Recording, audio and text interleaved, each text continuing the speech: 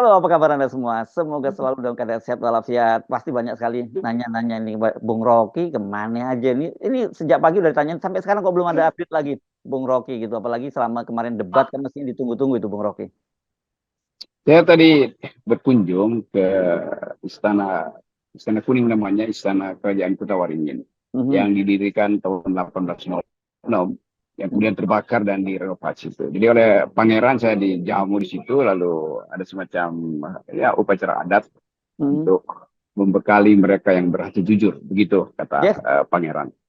ya. Saya lihat ini ada Anda, wah itu kok ada ini foto ini Anda lihat saya pakai keris segala macam. Saya khawatir jangan-jangan pulungnya presiden itu pindah ke Anda itu bahaya itu. Itu ada sejarah yang unik di situ bahwa itu ada daerah Suapraja dan Bung Karno waktu meneriakkan atau setelah kemerdekaan Ya. berkunjung ke kerajaan eh, Kesultanan Istana Kuning dan menyatakan bahwa Istana Kuning itu atau Kota Waringin itu bergabung dengan Republik Indonesia. Jadi Mhm. ada sejarah panjang di sini. Jadi Mhm. saya kunjungi itu sekaligus melihat situsnya dan bercakap-cakap tentang masa lalu kerajaan itu yang jadi asal usul dari kota Pangkalan Bun.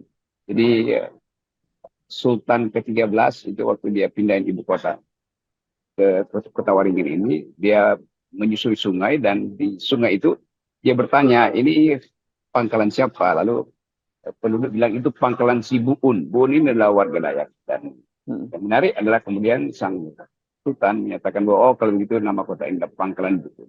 Dan Mhm. ada prinsip yang sangat bagus tadi saya dapat dari keterangan keistanaan Sultan Mhm. bahwa di situ dinyatakan bahwa semua manusia boleh hidup di situ di dalam pengkuan. Jadi bukan pangkuan. Pengkuan itu artinya kehidupan bersama dan setara. Kalau pangkuan kan seringkali kita sebut di dalam pangkuan Ibu Pertiwi. Dia nggak bilang pangkuan Ibu Pertiwi, tapi pengkuan bumi. Jadi Mhm. siapapun yang datang ke situ, agama, ras, segala macam, dinyatakan setara oleh Sultan. Itu prinsip pertama juga dalam demokrasi. Jadi menarik bahwa banyak hal di dalam kebudayaan kita yang punya asal usul demokrasi. Ya, ini kerajaan Melayu ya, Bung Rocky ya, sebenarnya. Kerajaan Ya, kalau Kutai, ya, ya Kutai bukan ya, Kutai, ya Kutai berarti Waringin, ya, ya ya, bagian dari Dayak besar yang kemudian menjadi Swapraja. Jadi hmm, dia ada di Pangkalan Bun, ibu kotanya tuh. ya, ya, oke, Itu jadi terkenal karena ada Tanjung Puting. Jadi mereka mesti melewati kota Pangkalan Bun untuk pergi ke Tanjung Puting. yes, Tempat penangkaran orang hutan. orang hutan ya, oke. Anda mungkin sekali-kali bosan Anda mungkin ketemu orang-orang yang makin nggak jelas kelakuannya gitu di Jakarta, lebih baik ketemu orang hutan dulu gitu ya. Iya, ada peradaban yang disediakan alam sendiri. Kita belajar dari orang hutan Hmm. tentang kebahagiaan hidup tanpa kekuasaan. Yes, oke. Nah, kalau kita balik ke Jakarta ya, kalau kita lihat memang Presiden Jokowi itu sekarang betul-betul udah nggak malu-malu lagi, Bung Rocky ya, menunjukkan dukungannya terhadap paslon 02 ini. Tapi sebelum ngomong itu, kita mesti yang dulu, Bung Rocky ini banyak juga pertanyaan mengapa kemudian Hersubono Point itu migrasi ke Hersubono Point FNN. Memang ini nasibnya hampir mirip dengan 7 poin kemarin yang tiba-tiba raib. Kalau saya apa, channel saya Hersubono Point itu terkena limitasi sampai 90 hari ke depan. Setidaknya begitu, Bung. Boleh banding tapi ya nanti akan ditinjau lagi begitu. Jadi artinya sampai Pilpres gitu. Jadi lebih baik kita putusin sudah dah migrasi aja gitu, Bung Rocky. Ya itu masalah kita. Setiap kali kritisisme diucapkan, lo ditunggu oleh kekuasaan. Dengan cara apapun mereka akan halangi. Tetapi migrasi itu adalah Hmm. cara yang paling gampang untuk menghindari bentrokan atau debat-debat usang. Ini siapa yang ban, siapa yang... Hmm. Masalahnya adalah itu dihentikan. Soal bukan sekedar akun itu tidak lagi memperoleh semacam monetisasi, tapi Hmm. juga hak publik untuk menerima keterangan dari Hersubono yang memang dari awal dianggap sebagai bagian dari pengkritik pemerintah. Jadi kelihatannya ada upaya untuk menghalangi ucapan-ucapan kritis dari FNN dan karena itu caranya adalah subscribe lagi Hersubono Point di FNN. Yes, oke. Ini memang deja vu. Waktu menjelang Pilpres 2019 juga begitu, di take down pada waktu itu. Kita bikin lagi dan kemudian kena kena shadow ban kan gitu ya. Selama ini kan sebenarnya akun Hersbono Point itu sudah 3 tahun lalu kena shadow ban juga. Jadi blok masuk ke Indonesia kecuali yang subscribe. Jadi sekarang tiba-tiba kena limitasi. Jadi kalau berkenan dan masih tetap ingin mendapatkan update-update dari Hersbono Point dan juga menunjukkan dukungan Anda terhadap suara-suara kritis, silakan Anda bukan silakan kami berharap Anda subscribe di sini ya. Ini channel Ya, yang barunya Hersbono Point. Bukan, itu Hersbono Point sudah FNN. Ya, ya. FNS. Sudah Ya. kemar Rocky Gerung official FNN. Yes, oke. Mudah-mudahan nggak migrasi lagi ya. Kalau mungkin rejim baru kita berharap tidak ada lagi hal-hal semacam ini terjadi ya, Bung Rocky ya. Ya ini rejim memang panik dengan tibanya era baru tuh dan semuanya panik. Nah, kepanikan itu jangan dong menutup hak masyarakat untuk menerima analisis kritis. Jadi tetap ada Hersbono Point FNN. Itu isinya sama dan sebangun dengan Rocky Gerung official FNN. Yes, oke. Terima kasih Bung Rocky. Nah, kita balik, Pak. Ini banyak orang yang terkejut karena akhirnya Pak Jokowi itu mengomentari perdebatan Capres kemarin ya. Dan memang rame banget kan soal kemarin itu jadi kontroversi lah, ada dianggap menyerang pribadi, dianggap datanya salah, bahkan Anies juga dilaporkan ke Bawaslu karena dianggap menyebarkan bohong. Tapi saya kira itu dialektika yang biasa saja lah. Ini kan bagian dari strategi cyber dan sebagainya, melaporkan ke Bawaslu.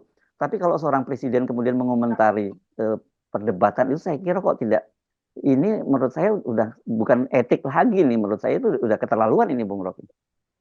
Ya, kalau begitu Pak Jokowi itu merangkap pada jadi ketua Bawaslu, ketua KPU, macam-macam. Kan Ya. ini masalah kita adalah yang dulu kita sering sebutkan dan kemudian akhirnya diambil alih atau diambil idenya oleh Anies, itu mempersoalkan soal etika tuh. Apalagi kalau itu menyangkut hak publik. Dan hak publik adalah menerima informasi yang tidak disensor. Nah, kalau presiden udah ngomong itu artinya sinyal untuk disensor mereka yang mengkritik dengan tidak sopan dengan cara apapun.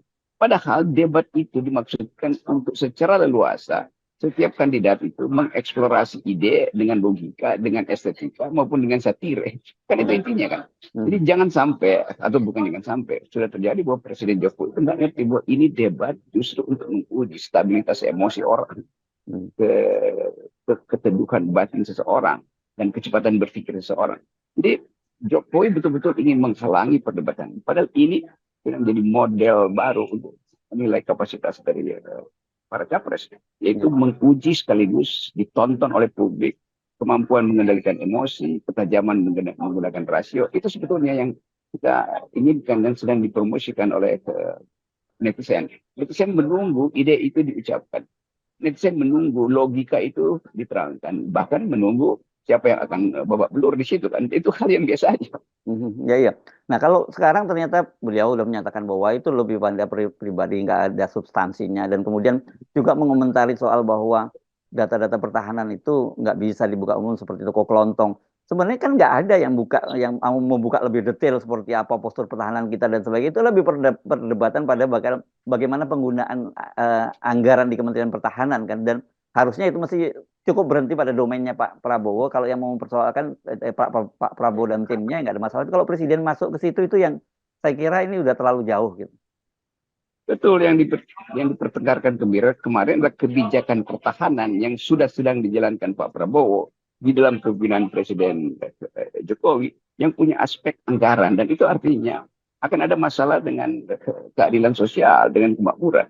Jadi dipersoalkan kebijakan anggaran di bidang pertahanan, bukan tentang security yang disimpan oleh intelijen supaya tidak bocor ke luar negeri. Karena itu kita juga tahu sama-sama kan bahwa negara ini harus menutup kemungkinan diintai sistem pertahanan kita. Tetapi hak rakyat untuk mengetahui dana-dana publik ini dipakai untuk apa yang lebih bagus, untuk pertahanan atau untuk kemakmuran. Kan hanya itu yang ingin dipersoalkan. Apalagi kalau dana itu dipakai untuk pertahanan dan tidak menimbulkan semacam efek deter pada negara-negara tetangga. Kan kita mau ukur itu kan. Apakah jumlah investasi di bidang pertahanan menimbulkan semacam rasa aman pada kita, atau justru itu dianggap semacam pemborosan. Hanya itu sebetulnya yang ingin dipersoalkan di pemilihan. Ya, ini kan yang justru kita menjadi, menurut saya justru ini yang lebih serius ketimbang perdebatan itu sendiri ya, Bung Rocky, karena sebagai seorang presiden betul-betul menunjukkan presiden yang seperti saya sebut tidak malu-malu lagi, karena kemarin kita juga bahas bahwa bagaimana dia kemudian melakukan semacam maraton, pertemuan maraton dengan ketua-ketua umum partai pendukung 02 begitu ya, mulai dari Pak Prabowo, mulai sampai kemudian dilanjutkan Erlangga Hartarto dan Zulkifli Hasan. Kalau yang diomongin itu urusan kementerian kan pasti juga ada menteri-menteri lain yang juga sekarang tidak berada dalam kubu 02 gitu. Jadi terlihat Jokowi dia panik atau dia cemas bahwa eh, calon presiden, apalagi calon wakil presiden yang dia sponsori, itu bisa turun elektabilitasnya karena itu dia intervensi. Jadi saya kira memang konsisten. Jokowi bilang dia akan cewek-cewek Mhm. dalam pemilu ini. Dan cewek-cewek itu cewek-cewek yang kelihatan tolol. Karena orang akan periksa apa pentingnya presiden ikut campur di dalam soal yang menyangkut masa depan presiden berikut kan. Karena presiden yang seharusnya udah berhenti. Kalau presiden tahu etika, dia nggak akan komentari apapun. Karena dia menganggap itu biarkan itu pameran ide, pameran pertengkaran, pameran argumen. Dan dia sebagai presiden yang sudah lame duck itu tidak boleh lagi mencampuri masa depan presiden atau kebijakan presiden berikut. Nah, Pak Jokowi ada di dalam rejim Pak Prabowo ada di rejim Pak Jokowi. Maka hanya itu yang dipersoalkan oleh Anies dan Ganjar terutama kan. Kan nggak mungkin Prabowo mempersoalkan kebijakan Anies, kan Anies nggak pegang kebijakan kok di bidang pertahanan. Jadi memang bukan sekedar curang, tetapi presiden tahu bahwa dia tidak boleh melindungi Pak Prabowo karena Pak Prabowo adalah calon presiden, bukan lagi menteri pertahanan. Dan orang akan lihat apa jejak eh, kebijakan Pak Prabowo yang bisa memberi harapan bahwa Pak Prabowo punya kepemimpinan pertahanan di masa depan sebagai presiden. Kan itu intinya kan. Jadi sekali lagi Jokowi ini berlebihan tuh kayak orang yang panik lalu mulai mengganggu isi perdebatan. Ya, tapi apakah dengan begini justru malah kita tidak mendapatkan apa ya, mendapatkan semacam gambaran atau indikasi bagaimana sebenarnya peta psikologinya Pak Jokowi melihat situasi ini kan. Orang kemudian melihat bahwa ini ada semacam kok ada kayak kepanikan. Berarti kalau kepanikan ada sesuatu dong yang membuat dia panik. Pasti. Jadi menurut saya Jokowi lihat bahwa tren eh, elektabilitas Gibran yang disandingkan pada Pak Prabowo justru turun terus. Dan karena itu dia mau ambil alih sebetulnya. Itu kan terbaca. Kalau Presiden Jokowi anggap bahwa saya masih dipercaya 82%, itu berarti anak saya juga dipercaya. Maka dia diamnya, dia diam aja kan, tenang-tenang aja kan. Di fakta bahwa elektabilitas Gibran itu merosot terus dan itu jadi beban bagi Prabowo. Itu yang dikhawatirkan oleh Pak Jokowi dalam 40 hari tren yang menurun itu pasti akan turun terus, nggak bisa naik lagi kan. Karena ini udah puncak tuh, puncak dari penampilan Gibran, puncak dari penampilan Pak Prabowo. Itu berarti nggak akan yang lebih puncak lagi. Yang mungkin terjadi adalah downgrading, penurunan derajat, penurunan elektabilitas. Sementara Anies justru berpotensi untuk naik terus karena Anies tetap konsisten untuk mempersoalkan etika publik. Dan Anies akan eksploitasi itu terus. Anies tetap diperlihatkan sebagai orang yang walaupun belum pernah membuat kebijakan pertahanan, tapi dia tahu tentang paradigma pertahanan Indonesia dihubungkan dengan aspek keadilan karena di dalamnya ada pemborosan anggaran. Jadi itu yang akan orang lihat nantinya akan itu yang akan orang bandingkan. Jadi Jokowi konyol kalau ikut campur dalam hal yang sama sekali nggak ada unsur dia lagi di situ kan. Ya, Ini ini prestasi Prabowo dipertanyakan. Kalau memang berprestasi maka Prabowo bisa jawab. Anies tidak punya prestasi di bidang pertahanan memang karena dia belum pernah bikin kebijakan, tapi dia punya ide tentang bagaimana mengefisienkan pertahanan supaya kemakmuran itu tidak diasuransikan pada senjata kan itu dasar. ya. Dan sebenarnya dua hal yang kita bisa lihat dari sini ya, Bung Rocky. Satu, tentu elektabilitas paslon 02 karena ada beban Gibran itu terus merosot. Tapi Pak Jokowi, Pak Prabowo juga ada blunder-blundernya. Yang kedua, Pak Jokowi juga tidak cukup pede lagi dengan grade-nya terhadap kekuasaan. Saya kira begitu ya. Makanya dia harus turun seperti kalau beliau masih sangat percaya diri, saya kira nggak mungkin melakukan hal itu kan. Ya mestinya dia ketawa-ketawa aja lihat pertengkaran emosional antara Prabowo dan Anies. Karena Jokowi menganggap apapun yang terjadi di atas panggung itu nggak akan berubah fakta Ya. bahwa Prabowo akan dimenangkan. Kan itu intinya kan. Jadi bahkan bagi Jokowi yang sudah melakukan perencanaan untuk kemenangan Prabowo itu masih cemas. Itu artinya dia tahu fakta-fakta baru bahwa publik mengubah cara berpikir mereka dengan menunggu hasil perdebatan. Walaupun sebetulnya bahkan di dalam publik Amerika itu perdebatan tidak akan mempengaruhi lagi pilihan-pilihan tradisional yang sudah ditetapkan. Bahwa kelompok ini pasti pilih isu Demokrat, kelompok ini pasti pilih Republik. Nah di Indonesia nggak begitu yang terjadi, kan ada unsur baru tadi, melihat atau menonton emosi capres-capres ini, menonton kecepatan berpikir capres-capres ini.